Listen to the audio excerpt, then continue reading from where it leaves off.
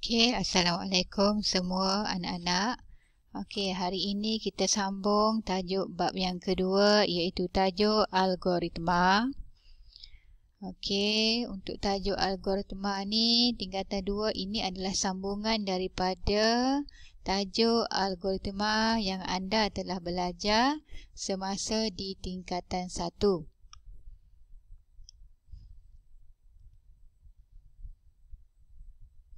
Okey, seterusnya kita lihat apakah standard pembelajaran yang mesti murid-murid dapat pada hari ini.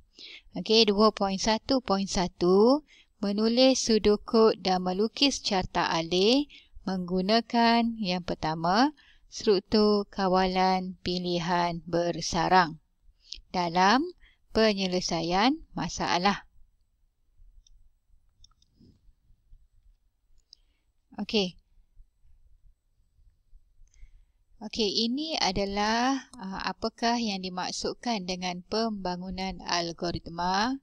Okey, pembangunan algoritma ini adalah prosedur langkah demi langkah yang tersusun untuk menghasilkan output. Okey, langkah yang tersusun. Tengok rajah di sini bermula dengan langkah yang pertama, seterusnya langkah yang kedua, seterusnya langkah yang ketiga, langkah yang keempat dan akhirnya kepada output ataupun hasil yang diperolehi daripada langkah-langkah tersebut. Okey. Apakah algoritma? Okey, apakah algoritma? Algoritma ialah satu siri langkah untuk menyelesaikan sesuatu masalah atau melengkapkan sesuatu tugas. Ini adalah apa yang dimaksudkan dengan algoritma. Okey, contoh ataupun aktiviti ataupun benda yang mempunyai algoritma dalam kehidupan kita seharian. Yang pertama, ni cikgu senarai pendek lah. Banyak lagi sebenarnya selain daripada benda ataupun aktiviti yang cikgu senaraikan ini. Yang pertama, lampu isyarat. Okey, lampu isyarat ada langkah-langkah dia. Okey, merah untuk berhenti. Okey, hijau untuk bergerak jalan ataupun yang ketiga kuning bersedia untuk berhenti. Okey, yang kedua, membakar kek. Okey, nanti kita akan tengok secara teliti nanti yang ini deh. Okey, yang kedua membakar kek juga mempunyai algoritma daripada langkah yang pertama sehinggalah langkah yang terakhir sekali kek telah siap dibakar. Okey, yang ketiga menanam pokok. Okey, apakah langkah-langkah untuk menanam pokok? Okey, adakah letak baja dulu ke ataupun kambuh dulu ke? Dia ada step by step. Okey, yang keempat, kereta lumba F1. Okey, hak ni kereta lumba F1 ni dia telah di-setting ataupun telah ditetapkan. Okey, kalau hak biasa tengok kereta lumba F1 ni, dia boleh tahulah macam mana. Okey, seterusnya, masihkah anda ingat sedikit flashback daripada apa yang telah dipelajari semasa di tingkatan 1? Okey, untuk tajuk algoritma ni, dua perkara utama yang akan dipelajari adalah sudokod dan carta alih. Ingat, dalam algoritma, dua perkara penting yang akan dipelajari adalah sudokod dan carta alih. Okey, sedikit flashback. Masihkah anda ingat? Okey, ini adalah simbol-simbol yang digunakan dalam carta alih. Yang pertama, okey, simbol segi empat tepat tapi rounded. Okey. Ini bermakna apakah fungsi dia adalah untuk mula dan tamat dalam carta alih. Okey, mula dan tamat untuk sesuatu aktiviti. Okey, segi 4 tepat. Okey, ini adalah untuk proses. Okey, aktiviti ataupun proses. Okey, rhombus. Ini adalah untuk pilihan. Ataupun kita nak cam bila masa fungsi pilihan ni, okey, kita tengok ada perkataan jika. Okey, jika yang menunjukkan syarat. Okey, untuk menguji sama ada benar atau salah, sama ada syarat yang diuji itu adalah benar ataupun salah. Okey, seterusnya ini anak panah ni, ini adalah arah aliran yang menunjukkan aliran aktiviti. Okey, simbol bulat adalah penyambung, menggabungkan aliran yang berlainan. Biasanya kalau penyambung ni jarang kita guna. Okey, seterusnya ini. Okey, ini adalah simbol segi pak nyerong. Okey, ini berfungsi sebagai input dan output. Dua-dua input dan output yang menunjukkan operasi input dan operasi output. Okey, kita tengok bagaimanakah catak alih untuk struktur kawalan pilihan bersarang. Okey, jadi untuk kawalan pilihan bersarang ni, jika kita lihat catak alih ini mengandungi 2 syarat. Syarat yang pertama, syarat 1, syarat yang kedua, okey, menunjukkan 2 syarat. Okey, jadi dalam kes ini, okey, syarat 1, okey, bermula dengan mula. Okey, pergi kepada syarat yang pertama tidak dipenuhi, dia akan pergi kepada anak panah kepada tidak. Dia akan pergi test syarat yang kedua. Kalaulah syarat tersebut tidak dipenuhi, okey, dia akan pergi kepada kenyataan untuk dilaksanakan sekiranya syarat 2 tidak dipenuhi. Okey, sekiranya syarat yang kedua dipenuhi, dia akan pergi kepada ya ni, kenyataan untuk dilaksanakan sekiranya syarat 2 dipenuhi, dan akhirnya dia akan pergi juga kepada tamat. Okey. Okey, struktur. Kita tengok apakah maksud struktur kawalan pilihan bersarang. Okey, struktur kawalan pilihan bersarang terdiri daripada satu struktur kawalan yang terbenam. Ini kata kunci dia. Okey, yang terbenam dalam satu struktur kawalan yang lain. Berlaku apabila satu kejadian struktur kawalan diikuti dengan kejadian satu struktur kawalan yang lain dengan serta merta. Okey, yang ketiga, struktur kawalan pertama akan menyebabkan struktur kawalan kedua yang terbenam bermula. Apakah maksud ayat-ayat ini?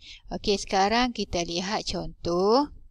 Okey, catat alih bagi algoritma mencari kek lapis Sarawak.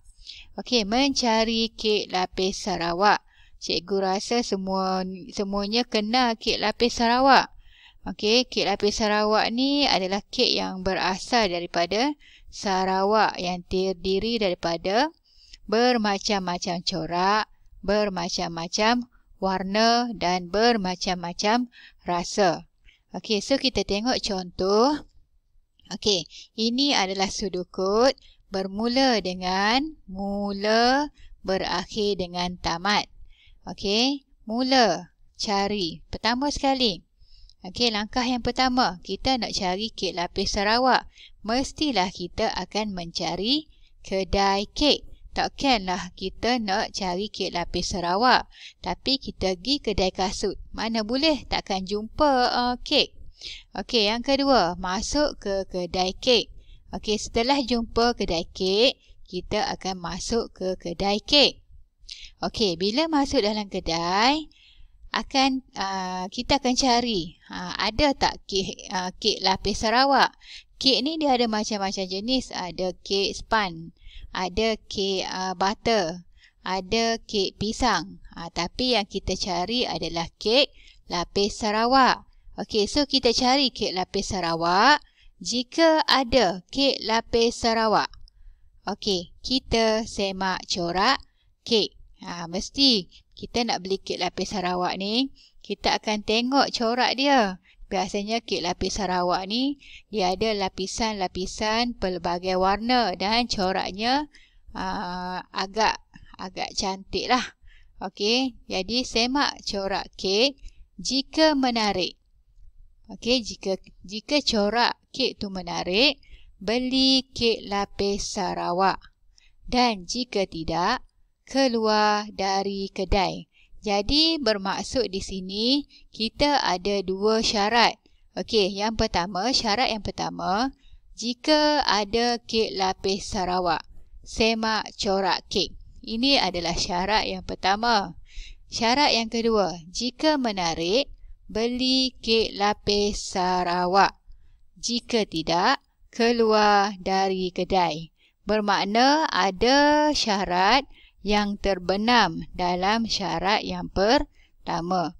Jadi kena penuhi kedua-dua syarat, barulah kita barulah selesai.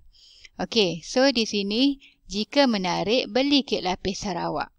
Jika tidak, keluar dari kedai. Okey, ini adalah untuk syarat yang kedua.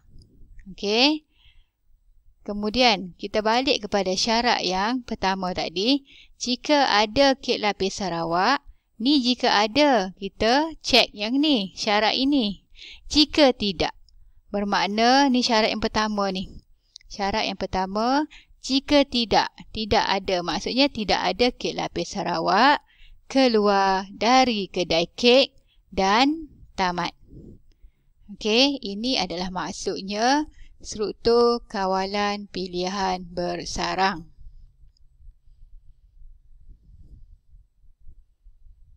Okey, seterusnya, setelah kita bina sudukut, kita faham, kita bina, kita tulis sudukut, kita kena ada carta alih. Kita kena lukis carta alih.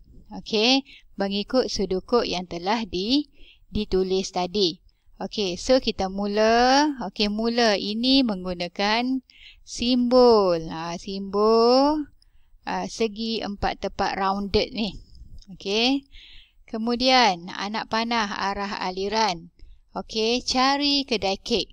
Cari. Okey, kata kerja cari merujuk kepada proses. Sebab tu dia gunakan segi empat, simbol segi empat tepat. Okey. Kemudian setelah cari kedai kek, okey, masuk ke kedai kek. Masuk ke kedai kek juga merupakan proses.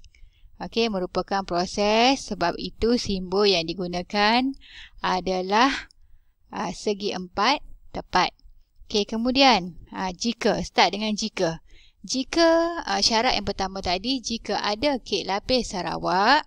Okey, so di sini kita, okey, kalau pilihan ataupun syarat, kita kena guna ni.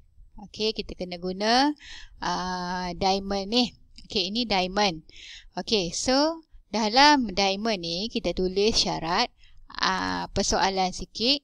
Ada kek lapis Sarawak? Okey, jika ya, dia akan pergi kepada syarat yang kedua. Yang tadi, semak corak. Okey, semak corak. So dalam diamond ni, corak kek lapis Sarawak menarik. Kalau ya, dia akan pergi kepada beli kek lapis Sarawak. Okey, setelah beli kek lapis Sarawak, dia akan pergi kepada keluar dari kedai kek dan tamat. Okey, ni untuk syarat dipenuhi. Tapi kalau jika syarat tidak dipenuhi, ada kek lapis Sarawak, jika dalam kedai itu tak ada kek lapis Sarawak, dia akan pergi kepada tidak.